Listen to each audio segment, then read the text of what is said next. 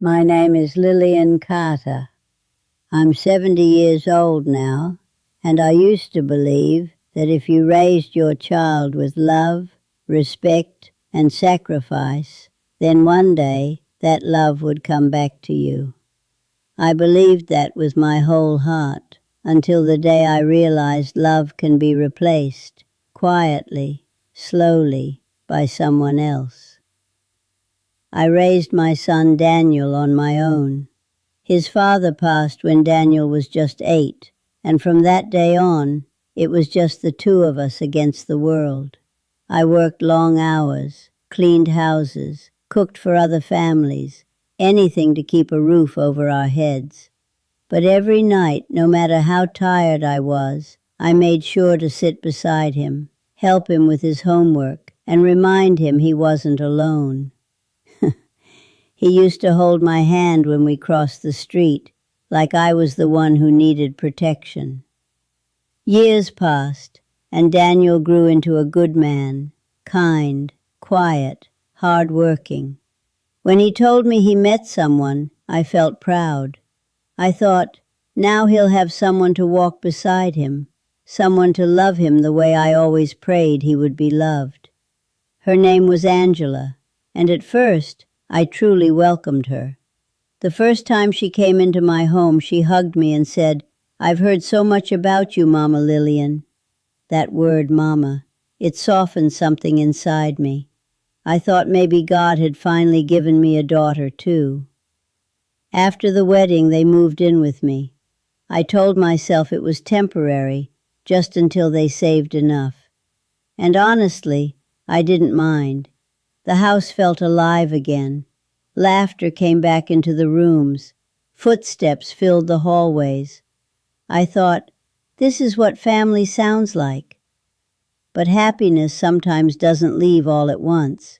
It fades, slowly, quietly, so quietly you don't even notice until it's gone. Angela started making changes. At first, small ones. She moved things in the kitchen, said it was more efficient. She replaced old curtains, said the house needed to feel modern. I told myself she was just making it her home too. I didn't want to be the difficult mother-in-law. But then the changes weren't just about things anymore. They were about me. She started speaking differently, still polite but distant. You don't have to cook anymore. You should rest. We'll take care of things. Those words, they sound kind, but when they're said too often, they don't feel like care anymore. They feel like removal.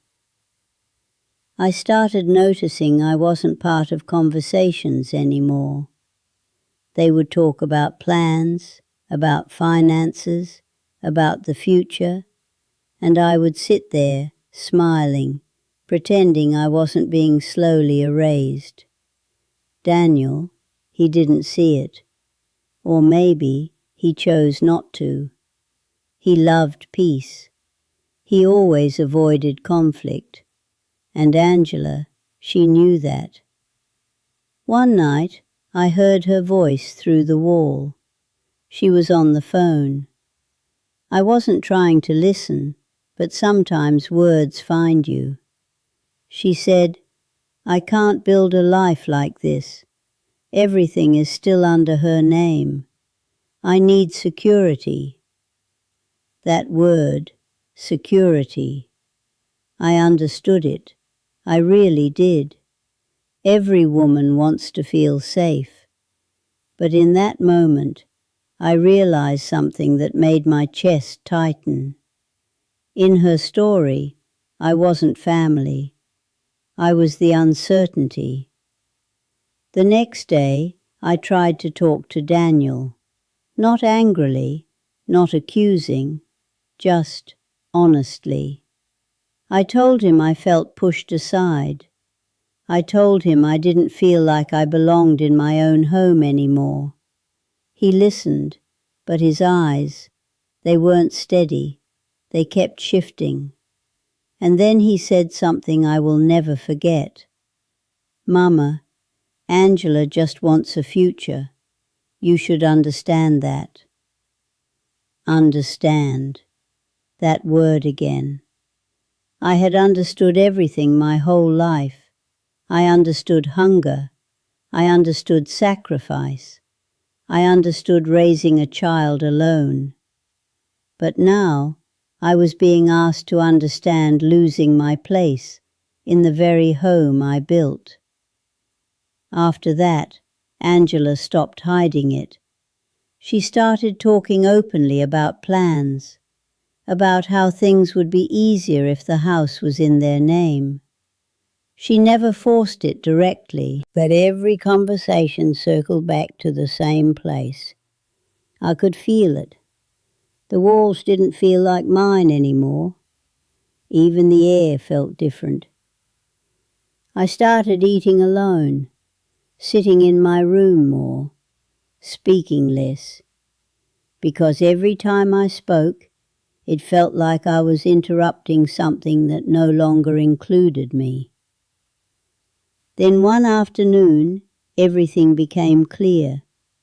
Angela sat across from me at the kitchen table.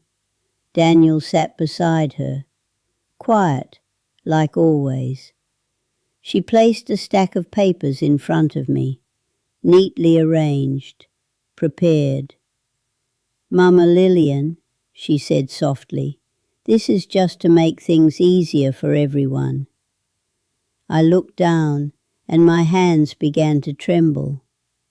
I didn't need to read every word. I already knew. It was the house, my house. I looked at Daniel, not at the papers, at him, because in that moment the papers didn't matter. His answer did. I was waiting for him to say, "Mama, you don't have to do this." Waiting for him to remind me that I still had a place. But he didn't. He just said, "It's easier this way." Easier? For who? Something inside me broke, quietly, the same way everything else had. Not loud, not dramatic, just a quiet breaking that you feel deep in your chest. I didn't sign. I couldn't. Not because I was being stubborn, but because that signature, it wasn't just ink. It was me giving away the last place I still existed as more than just someone's past. That night, I sat alone in my room. I held an old photograph of Daniel as a little boy. He was smiling, holding my hand, looking up at me like I was his whole world. And I asked myself something I never thought I would ask. When did I stop being enough? I'm still here, still in this house, but it doesn't feel like home anymore. Angela moves through it like it's already hers. Daniel walks quietly, like he's afraid of something he can't name. And me, I exist somewhere in between.